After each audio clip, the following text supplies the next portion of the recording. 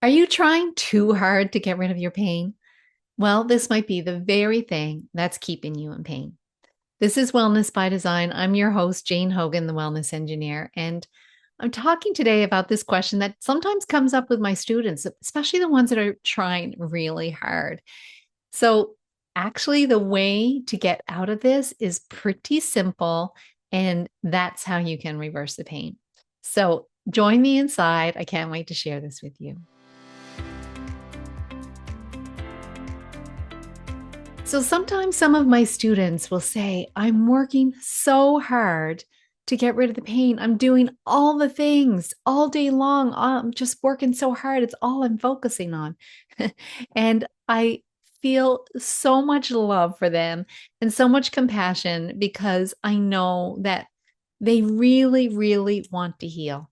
And I was there too. I remember it being exactly the same way. I was so hyper focused on healing. It was like my job. I was I was an engineer and a problem solver. So I was like solving this problem. And everything I did, all my whole life really for a period of time was just focused on getting well. And of course, I wasn't moving fast enough. I still had pain and I was feeling then frustrated and disappointed and sad about that and wondering if I would ever truly get out of pain. So but you can. And what I realized was that I was actually trying too hard. And so that's what I'm going to talk about, how sometimes trying too hard can actually backfire on you. And I'm going to talk about why that is and, the brain and pain and how the brain's involved and how it's a little bit of a paradox that when we lower the stakes and let go of trying so hard is that when we can actually, we're surrendering so we can begin to heal. And I'm going to talk about the mindset shifts and some actionable strategies that you can take. To understand why trying too hard can actually backfire on you, we need to understand the nature of pain. Almost all pain that's chronic pain is what's called neuroplastic pain. Now, neuroplastic pain is pain that is modulated, it's generated and modulated by the brain. Now, this doesn't mean to say that pain is in your head, that it's being made up. No, it doesn't mean that at all. It means that the pain is, it's being learned by the brain because the brain is very good at learning. And also, our pain, when we realize this, the pain is not actually coming from physical damage or tissues or structural reason for the pain. It's actually the brain that's turning it on because we're stuck in a cycle of pain and fear. So there's a lot of research backing this up now, including the Boulder Back Pain Study on pain reprocessing therapy, lots of others in the work of, John Sarno talked about it many years ago for a long time. He didn't call it neuroplastic pain. He called it transmyositis, TMS syndrome. And then Howard Schubiner has been doing a lot of research into this, and Alan Gordon. And so, not just them, but there are kind of some key players. So, what we know is that this is kind of a mind body syndrome. And so, when we have stress, if we've repressed some emotions or suppressed some emotions, we've had past trauma, these things can, and even the trauma of experiencing the pain can be enough to keep our brain stuck in that fear cycle. So there's also some studies on what's called central sensitization of pain, which basically, again, same type of thing. It means that it's being the brain is involved in creating that sensitization. So our central nervous system basically is involved. And so the more we fear the pain, the more frustrated we are by the pain, the more that the brain keeps turning on the pain, amplifies it even more because then we're stuck in this fear cycle. So that's neuroplastic pain. So now that you understand, and I hope you just kind of keep an open mind, because a lot of people say, no, but I did have an injury, or I have a bulge disc, or I have an autoimmune condition. Yes, those things can be true. And the fact that the pain is lasting so long can mean that our central nervous system is involved, so that the brain is involved. Okay. So here's the problem when people get into a situation of over fixing the pain. They Because our brains are neuroplastic, which means they can keep learning, can keep creating new neurons. The brain learns by repetition, and because it learns by repetition, then it is, the more we're thinking about the pain, the more we're noticing the pain, the more we're focused on getting rid of the pain, the more we are actually wiring the networks for pain. Then we feel more pain. Then we feel more fear about the pain. We feel more frustration about things not working. Then we keep wiring those neural pathways in the brain to keep turning on more pain. You can see it's just a vicious cycle, right?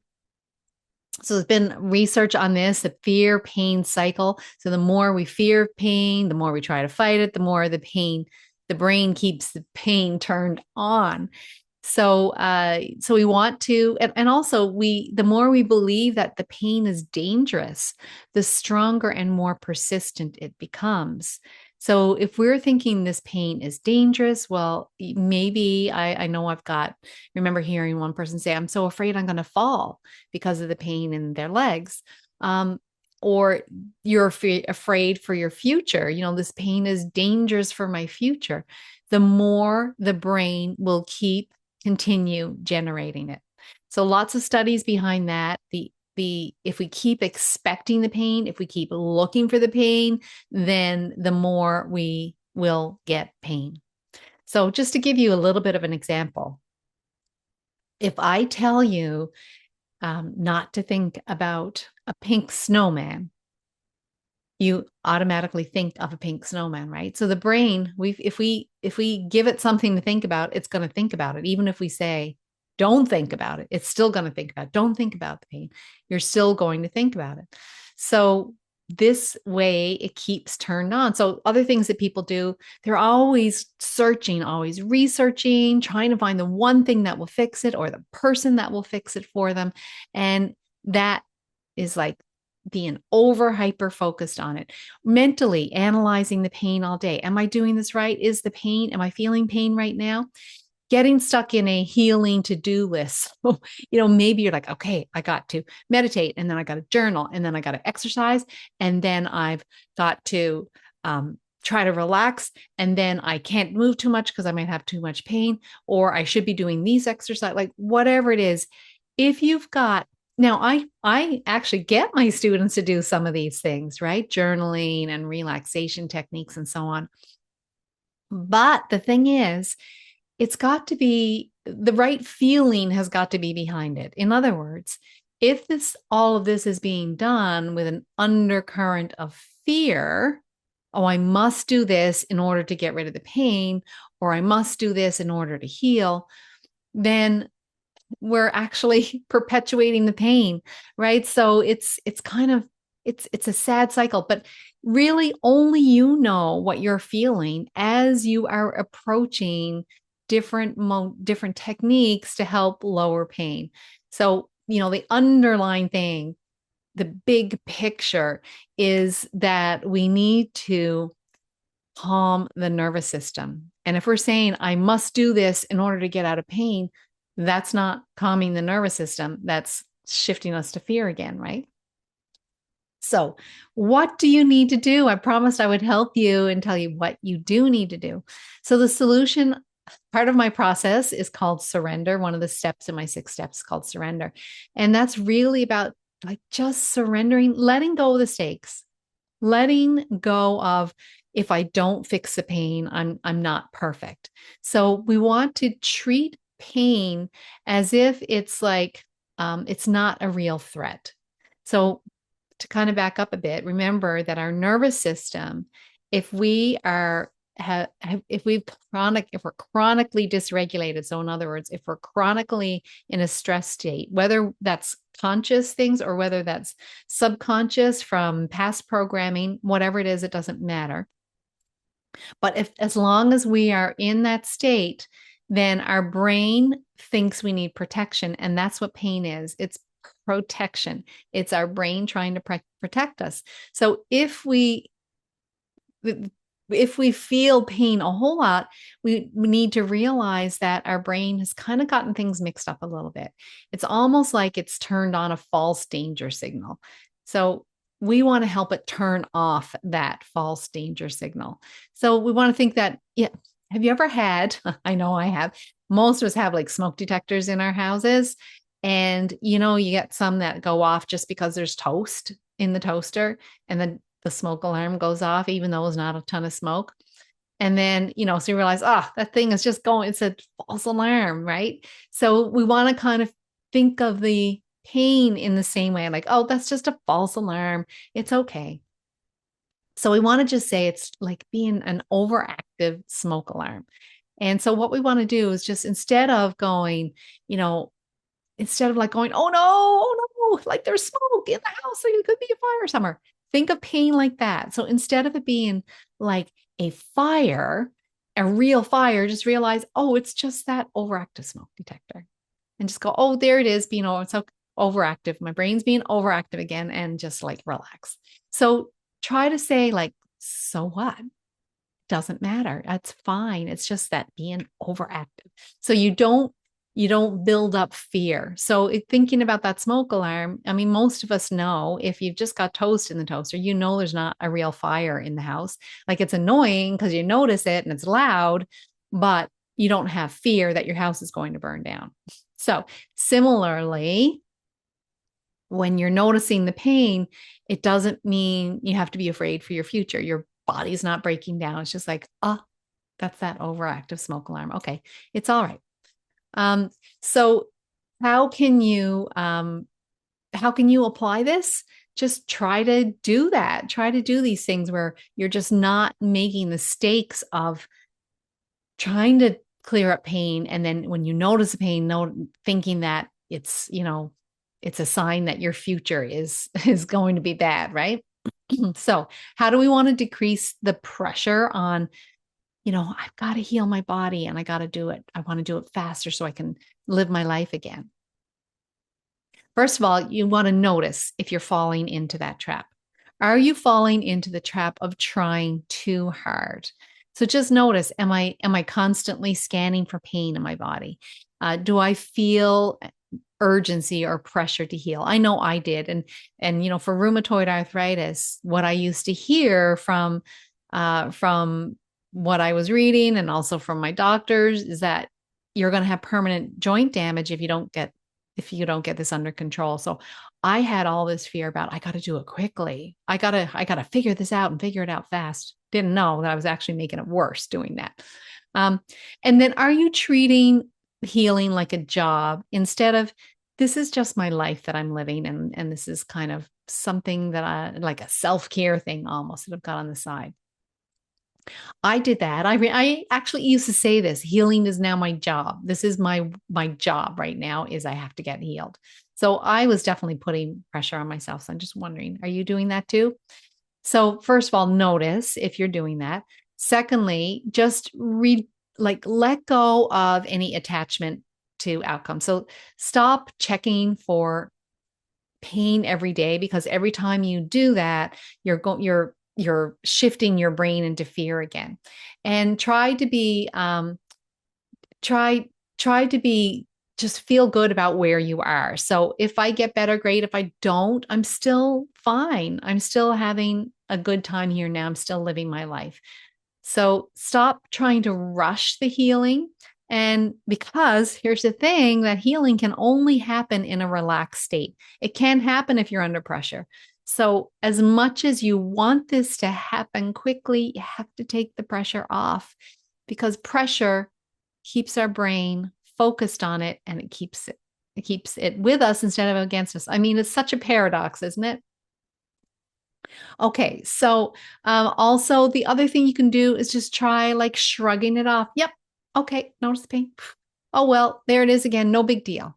Okay. No big deal. Or you can even say things like, I see you, brain. I notice what you're doing. I know you're trying to help me, but I'm safe. Okay. So try to, try to say this and feel relaxed about it, almost like kind of like laughing at that. There's that smoke detector again. If you had a bunch of people around and that detector, everyone would kind of laugh. Oh my gosh, that my smoke detector's going off again. It's just ridiculous. So just try to laugh, shrug it off a little bit. Hmm. And then see if you can try doing other things that make you feel joyful. So I've had some of my students do this as well. Instead of focusing on the pain all day, find something that's not related to your pain at all, but just something that feels safe and joyful. So, for example, you might try doing some art, maybe some painting, maybe even like watching something on television that makes you laugh. Maybe some other activity, reading or picking up the phone and talking to someone. Everyone has like when they're talking with someone and they're laughing, they realize afterwards, I see this time and time again, that during that time they never thought about the pain. So that's what we kind of want to do. Get to a point where we're not really thinking about the pain. And the more we can do it, the more our brain can relax. It can let go of that protection and start to turn off pain. All right. So just to summarize here, we talked about why trying too hard actually keeps you in pain. It's because of our brain's neuroplasticity, and the pain that most of us are experiencing is some form of neuroplastic pain. The brain is turning on the pain in order to protect us. It's just gotten its wires mixed up a little bit. It's a little bit overactive. And so instead of reacting to fear, instead of focusing on the pain all the time, we want to treat it like that overactive smoke alarm and just say, "Oh, it's no big deal. It's just my brain trying to protect me. No big deal. Shrug it off, and then just get on with your day." Okay, so it's a bit of a paradox. You've got to lower the stakes, so you can't assign big meaning to the pain that you're experiencing, making it mean something really big for your future. It's just like, there it is, my brain being overactive. No problem. We can just get on with things. Do something that you like doing that can kind of distract you a little bit. So, what if healing wasn't something you force, but something you allow? And that's what I think of surrender as being an allowing. It's like the art of allowing. Just allow it to happen, take the pressure off, lower the stakes, and maybe you can even do that shrugging it off. So I'm going to encourage you is the one thing that I always talk about and ask my guests. So I'm going to say to you, the one small action step you could take today that's going to help your body heal, help your body release pain, is to lower the stakes. Just shrug it off. Try shrugging off, going, oh well, and think of that overactive smoke detector again. All right. I hope you've enjoyed this episode of Wellness by Design. And I'd love to hear if you are watching this on YouTube, you can leave a comment, or if you'd like to send in something to my team, support at thewellnessengineer.com. Go ahead and do that. I'd love to hear from you and hear how this worked for you. And don't forget to rate, review, and subscribe. So if you are on YouTube, you can subscribe and turn on the notification bell so that you get notifications when there's a new podcast episode up. And also whenever I go live, I do a live Q&A once a month with to the public. So if you want to join me for that, you are more than welcome to. And you can ask questions live. And if you are listening to this on a podcast platform, then please rate, review, subscribe, and share. Please share this with, maybe you have two friends that need to hear this. You can just share this podcast with two friends to let them know that there's something that they can do to just lower the stakes, and then you can help them lower pain too. All right. Thank you so much for joining me on Wellness by Design today. We got some other great shows coming up with amazing guests I think you're really going to love. So join me in future episodes, and I'll see you there.